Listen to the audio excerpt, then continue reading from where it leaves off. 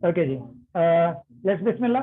Exercise 4.2 और इसमें question number 2 जो है आपका 2016 ग्रुप 2 में, क्वेश्चन नंबर 3 जो है 2018 और 19 में, और इसी तरह क्वेश्चन नंबर 8 जो है ये भी 2018 में सेकंड ग्रुप और 19 के पहले ग्रुप में आ चुका है। तो ये इंपॉर्टेंस वाइज जैसे मैंने आपको बताया कि लॉन्ग क्वेश्चन के लिए ये चैप्टर जो है इसकी एक्सरसाइज इंपॉर्टेंट है। इसमें शॉर्ट आंसर बहुत कम आते हैं, रिव्यू एक्सरसाइज से ज़्यादातर सवाल जो है वो इसमें से शॉर्ट आंसर में आया करते हैं। तो रिव्यू एक्सरसाइज जो है for short answer along with definitions they are important, but the long question they are taken from exercise. जैसा कि अभी आपने इसमें पास्ट पेपर्स को ऑब्जर्व किया कि एक्सरसाइज 4.2 में से सवाल इसमें से आ चुके हैं।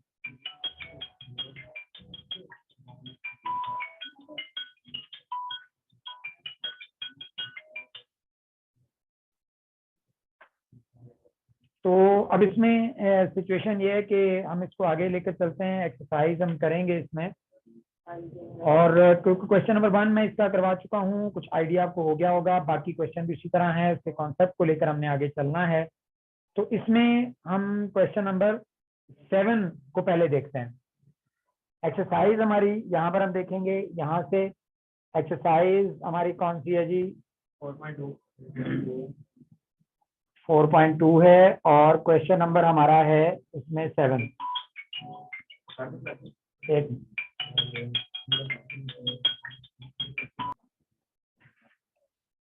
ओके जी, हमारा क्वेश्चन नंबर 7 है 3x² + 15x + 16 divided by x + 2 whole square. अब जैसा कि हमने ये मैंने क्वेश्चन नंबर 7 और 8 क्यों चूज किए हैं, इसमें हमने वैसे 8 तो हमने क्वेश्चन नंबर 4 जो है वो करना है, और 7 8 आप मेरा ख्याल खुद कर लेंगे, क्योंकि 8 क्वेश्चन जो है ना बिल्कुल वैसा ही है जैसा कि क्वेश्चन नंबर 1 है। तो मैं अभी 7 करवा रहा हूँ, फिर उसके बाद मैं 4 की तरफ भी आऊंगा कि 4 में क्या चीज ऐसी है जिसकी वजह से मैं उसको देखना चाहिए, उसका मैं हिंट दूंगा आपको। फर्स्ट ऑफ ऑल यहाँ पर एक सिचुएशन जो है डेवलप हो रही है हमारे लिए, वो ये कि this is an improper fraction. आपको याद होगा मैंने एक बात जो आपको सबसे पहले की थी वो ये थी कि आपको इस किस्म के जो सवाल हैं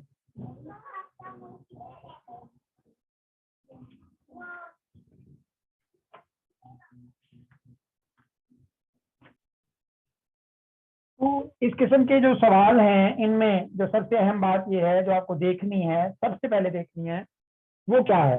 वो ये है कि आपके इसमें ऊपर न्यूमरेटर में इसकी डिग्री क्या है? 2 है, और डिनोमिनेटर में अगर आप इसको सॉल्व करें, यानी अगर आप नीचे फॉर्मूला अप्लाई कर लें, तो आपके पास ये वैल्यू बन जाती है 3x² + 15x + 16 whole divided by x² + 2 to the 4x + 2, sorry 2 to the 4x + 2 का स्क्वायर क्या हो जाएगा? 4। अब इधर भी डिग्री क्या है? 2 है, और न्यूमरेटर में भी डिग्री क्या है? 2 है। तो हमने ये ऑब्जर्व किया कि ये जो फ्रैक्शन है ये एक इम्प्रॉपर फ्रैक्शन है। इम्प्रॉपर फ्रैक्शन के लिए हमने ये पढ़ा था कि अगर न्यूमरेटर और डिनोमिनेटर की डिग्री या तो इक्वल हो या फिर न्यूमरेटर की डिग्री ग्रेटर देन हो, तो इस सूरत में हमारे पास क्या चीज होती है कि वो इम्प्रॉपर फ्रैक्शन है। और इम्प्रॉपर फ्रैक्शन की सूरत में हमेशा याद रखें एक ही असूल कारगर होगा, और वो क्या है कि हम डिवीजन करेंगे, हम लॉन्ग डिवीजन मेथड अप्लाई करेंगे। और लॉन्ग डिवीजन मेथड अप्लाई करते हुए हमने क्या करना है कि हम इसमें से रिमाइंडर फाइंड करेंगे उसका, जो कि न्यूमरेटर बनेगा। यानी मैं उस प्रोसेस को, उस डेफिनेशन को फिर से समझा दूं कि जब इम्प्रॉपर फ्रैक्शन हुआ करेगी, जिस वक्त इम्प्रॉपर फ्रैक्शन हुआ करेगी, आपने न्यूमरेटर जो कि एक पॉलिनोमियल है इसको डिवाइड करना है डिनोमिनेटर पर। तो आपके पास जो चीज आएगी वो क्या होगी? वो होगी कोशेंट ऑफ एक्स, यानी आपका आंसर इधर लिखा जाएगा, और प्लस जो कि एक पॉलिनोमियल होगा, और इधर आ जाएगा रिमाइंडर ऑफ एक्स, और नीचे क्या चीज आ जाएगी? यही डिवाइजर आप इधर कैरी ऑन करेंगे। यानी ये एक नई चीज आपके पास हासिल होगी, और आप फिर इसको रिजॉल्व करेंगे, इस हिस्से को सॉल्व किया करेंगे। यही आपने परसों जो है जब सवाल हमने किए थे तो ये तरीका हमने अपनाया था। आज भी हम इसी को फॉलो करेंगे, और इस सवाल को पहले वही प्रोसेस हमें करना होगा, क्योंकि इम्प्रॉपर फ्रैक्शन है तो हम सबसे पहले यही काम करेंगे कि लॉन्ग डिवीजन मेथड अप्लाई करेंगे, और ये हमारे पास आ गया 3x² प्लस 15x प्लस 16, और इसको डिवाइड करना है हमने x² प्लस 4x प्लस 4 से।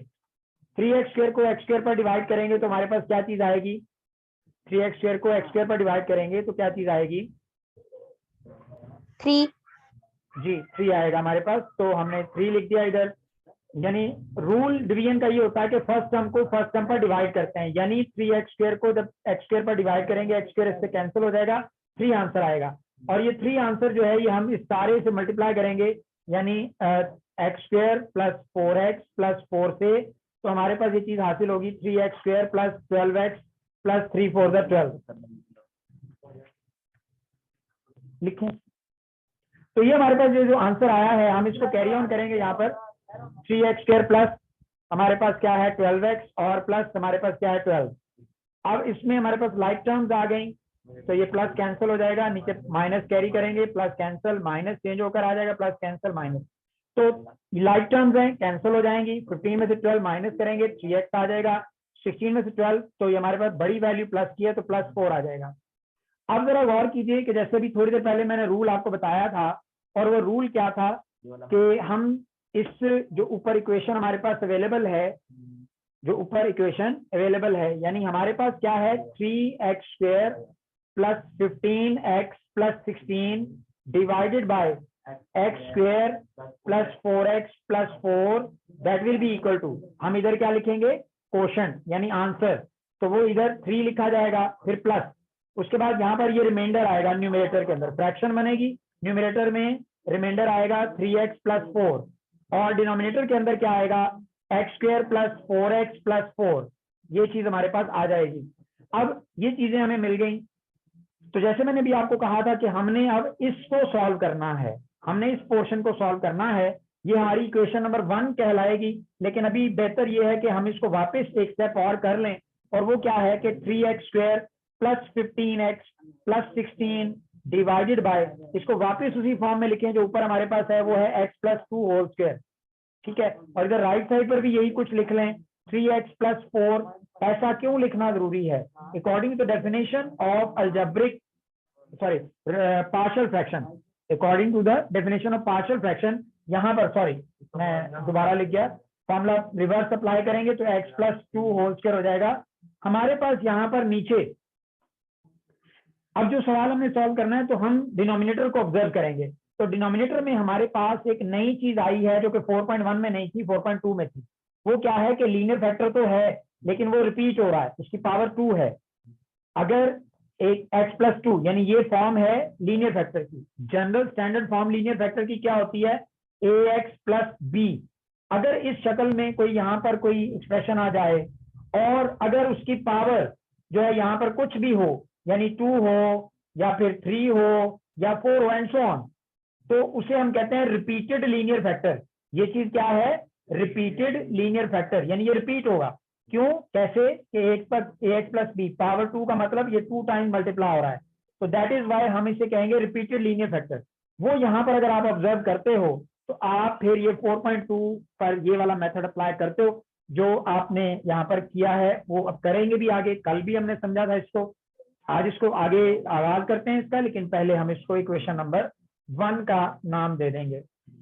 अब इसके बाद जैसे मैंने आपको कहा कि हमने इस पोर्शन को, यानी ये वाला जो पोर्शन है जो हमें मिला है रिमाइंडर डिवाइडेड बाय डिवाइजर, तो इस पोर्शन को हमने रिजॉल्व करना है, यानी ये वाला जो पोर्शन है इसको रिजॉल्व करना है। इसको रिजॉल्व करने का तरीका क्या होगा, रिपीटेड लीनियर फैक्टर के लिए जो तरीकाकार है वो क्या है कि हम लेट किया करेंगे इस पोर्शन को कि 3x plus 4 whole divided by x plus 2 whole square that is equal to.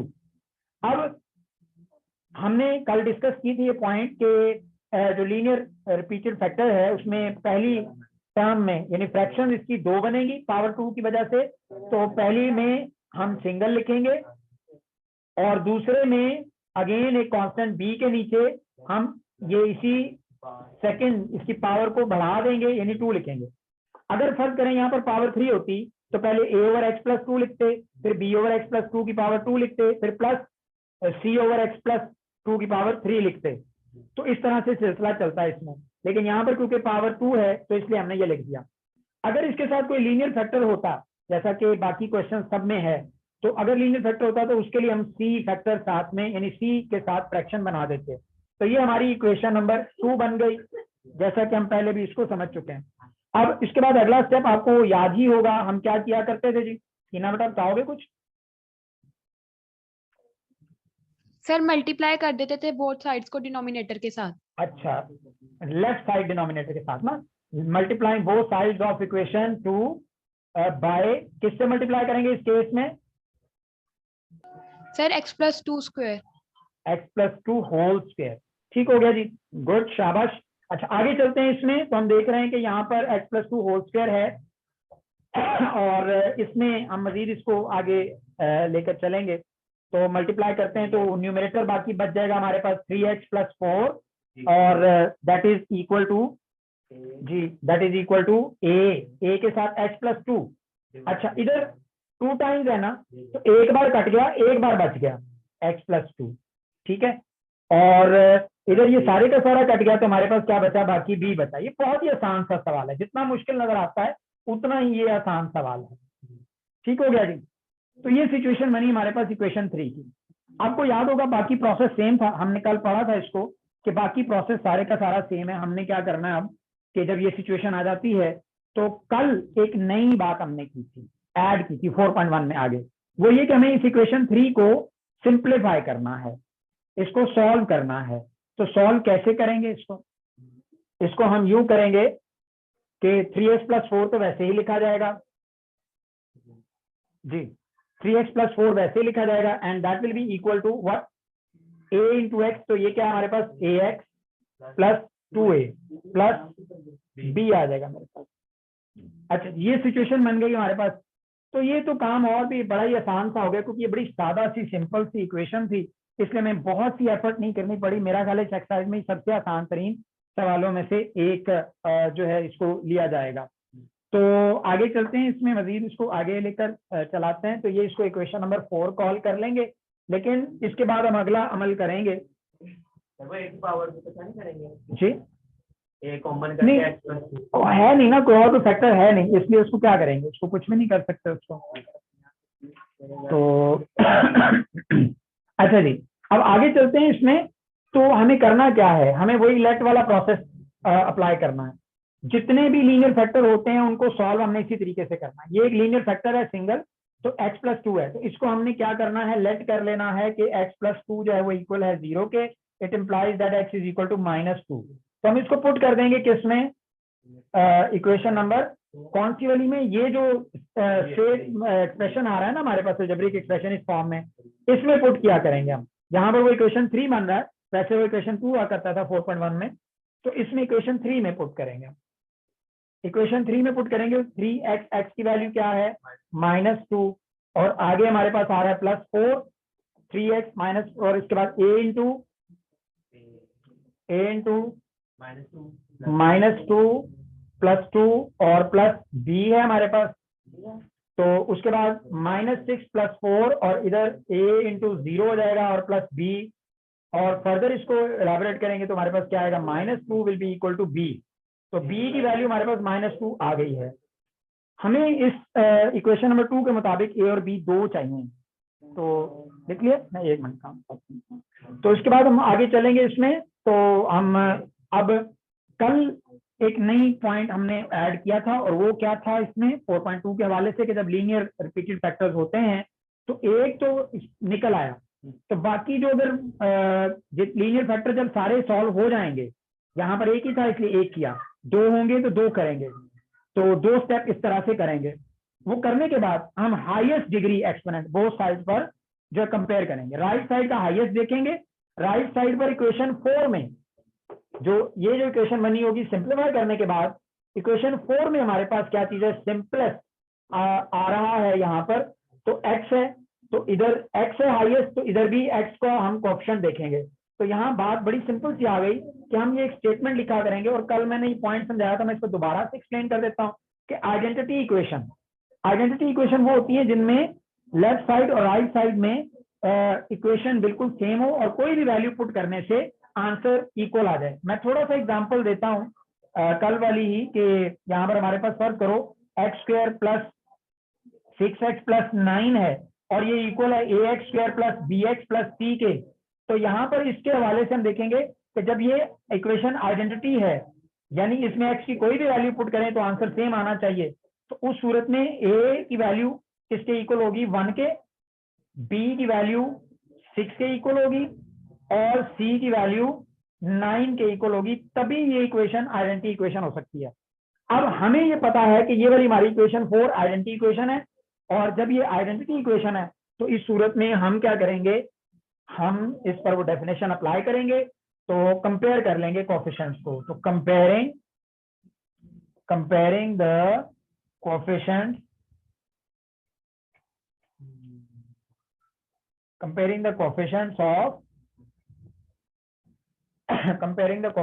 Of किसके कंपेयर करेंगे जी, कोएफिशिएंट्स हम x के, क्योंकि हाईएस्ट वेरिएबल हमारे पास जो डिग्री के लिहाज से वो x ही है, तो हमने हाईएस्ट देखना, तो उसको कंपेयर करते हैं। तो इधर x का कोएफिशिएंट क्या है हमारे पास a, इधर x का कोएफिशिएंट क्या है हमारे पास 3, तो a की वैल्यू हमारे पास क्या आ गई 3 आ गई, a की वैल्यू हमारे पास क्या आई 3 आई, डन, ठीक हो गया। तो a और b दोनों निकल आए, तो बड़ा ही आसान सवाल, तो पुट हम करेंगे a is equal to 3 and b is equal to -2 in किस इक्वेशन में पुट करेंगे, इक्वेशन नंबर 2 में पुट करेंगे। इक्वेशन 2 में पुट करेंगे तो ये इक्वेशन हमारी 2 क्या बन जाएगी, 3x plus 4 over x plus 2 whole square, that will be equal to a की वैल्यू क्या है 3 over x plus 2 whole square और प्लस हमारे पास यहाँ पर -2 है न्यूमरेटर में जी, अच्छा यहाँ पर होल स्क्वायर नहीं आना, ठीक है, वेरी गुड। तो यहाँ पर हमारे पास x प्लस 2 है और b के नीचे स्क्वायर की वैल्यू आनी है, तो x प्लस 2 होल स्क्वायर यहाँ पर होगा। अब प्लस माइनस माइनस होता है, यानी ये माइनस हो जाएगा, तो ये हमारे पास ये चीज बन जाएगी 3 over x plus 2 minus 2 over x plus 2 whole square. अच्छा, अब ये जो वैल्यू आई है हमारे पास 3x प्लस 4 की, इसको हमने कहाँ पुट करना है, जैसे हमने 4.1 के आखिरी सवालों में किया था कि इस वैल्यू को उठाकर हम इधर पुट करेंगे क्वेश्चन नंबर 1 में, तो ये हमारा फाइनल सोल्यूशन आ जाएगा, यानी put the value of above equation in equation number 1। ये ऊपर वाली इक्वेशन की वैल्यू जो है इक्वेशन नंबर 1 में पुट करेंगे तो हमारे पास क्या चीज आ जाएगी 3x square plus 15x plus 16 divided by x plus 2 whole square, that will be equal to, अब यहाँ पर इस इक्वेशन की तरफ नजर दौड़ाएं, यहाँ पर क्या है 3 है हमारे पास पहले, तो हम पहले 3 लिखेंगे और ये जो सर्कल किया है मैंने इसकी वैल्यू हमारे पास ये निकली है, ये देखें ये वैल्यू निकली है, तो आगे ये वाली वैल्यू लिखेंगे 3 ओवर x प्लस 2 और minus 2 over x plus 2 whole square. Any problem? Sir हाँ जी, समझ आ गई? सर जी बेटा। सर ये जो आपने a की वैल्यू निकाली है ये हमने हर क्वेश्चन में ऐसे निकालनी है? a की वैल्यू और b की नहीं, हर क्वेश्चन में ऐसे नहीं, मैं अभी एक पार्ट और करवाता हूँ, एक पार्ट और करते हैं तो फिर इंशाल्लाह उसमें क्लियर हो जाएगा ये आपको। और सर आपसे एक और चीज पूछनी थी। जी सर 4.1 में ये जैसे आपने किया ना प्लस माइनस माइनस आंसर में, जी ये जो आपने वैल्यू लिखी है सर, तो मेरा भी वहां पे ऐसे हो रहा है कि माइनस में आ रहा है तो उसको माइनस में लिखना है। बिल्कुल, यहाँ पर ये क्योंकि देखिए फ्रैक्शन में जब ये इसमें minus divided by plus minus होता है और जब फ्रैक्शन का साइन इससे मल्टीप्लाई होगा तो ये प्लस माइनस माइनस हो जाएगा, आप माइनस लिखोगे जी। सर वो मेरी जो a और b की थी ना वो पहले क्योंकि उधर जो था हमने वो करनी थी मिड टर्म ब्रेकिंग, जी तो उसमें मैंने जो आगे पीछे कर दी थी वो मैंने दूसरे वाले के साथ कर दी थी x प्लस 3 के साथ, और बुक वाले ने दूसरे के साथ की हुई थी, b की वैल्यू निकाली थी, तो उसका वहां पे प्लस आ रहा था और मेरा माइनस आ रहा था। आप एक काम कीजिएगा, आप मुझे सेंड कीजिएगा, आई विल रिप्लाई यू इंशाल्लाह। और पहले वाला जो सवाल है ना आपका, वो सवाल ठीक था जो आपने भेजा हुआ था मुझे, उसमें प्रेजेंटेशन का इशू है, प्रेजेंटेशन के लिए मुझे दोबारा ना उसे सॉल्व करके मैं आपको सेंड कर दूंगा, तो आप प्रेजेंटेशन चेक कर लीजिएगा। और कोई बाकी सवाल नहीं, बाकी मेथोडोलॉजी ठीक थी, लेकिन प्रेजेंटेशन में मसला था कि वो ज्यादा लेंथी हो जाता है, इस तरह उसको हमें स्टेप्स उसके कम करने हैं। ठीक है सर। जी, तो थर्ड यूनिट का एक सवाल आपने मुझे सेंड किया हुआ था ना, तो उसमें इशू था, तो बहरहाल ये इसमें माइनस आएगा, वो मुझे सेंड कीजिएगा उसकी पिक्चर लेके, तो मैं उसको प्रॉब्लम को आपको बता दूंगा कि क्या इशू है उसमें। अच्छा, अब यूँ है कि इस मीटिंग को मैं अभी ऑफ कर रहा हूँ। नेक्स्ट मीटिंग आप लोग ज्वाइन करें तो फिर अगला सवाल हो सकेगा, क्योंकि दरमियान में ना ये ब्रेक आ जाएगा, ये मीटिंग खत्म होने वाली है। तो लिंक आपको सेंड किया हुआ है, लिंक को डायरेक्ट क्लिक कर दिया करें, तो उससे आप इजीली मीटिंग जो दोबारा ज्वाइन कर सकते हैं। ठीक है।